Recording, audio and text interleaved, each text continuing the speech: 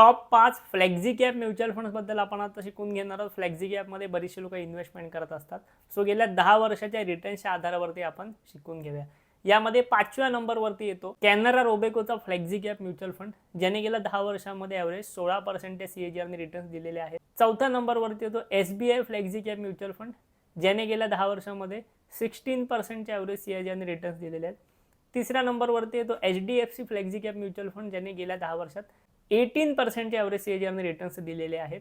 2ऱ्या नंबरवरती येतो पराग पारिक फ्लेक्झी कॅप म्युच्युअल फंड, ज्याने गेल्या 10 वर्षांमध्ये 20% ॲव्हरेज CAGR रिटर्न्स दिलेत. आणि 1 नंबरवरती येतो कॉन्ट फ्लेक्झी कॅप म्युच्युअल फंड, ज्याने गेल्या 10 वर्षांमध्ये 21% ॲव्हरेज CAGR रिटर्न्स दिलेले आहेत. इथे जे मी फंडची रँकिंग आपण डिसाईड केली ती फक्त रिटर्न्सच्या आधारावरती आहे, पण ह्याच्यामध्ये बरेचसे रिस्क आणि रिवॉर्ड फॅक्टर सुद्धा तुम्हाला ॲनालिसिस करावे लागतात. सो ह्याबद्दल तुम्हाला ॲडव्हान्समध्ये शिकायचं असेल तर आपल्या चॅनलला आता सबस्क्राईब करा.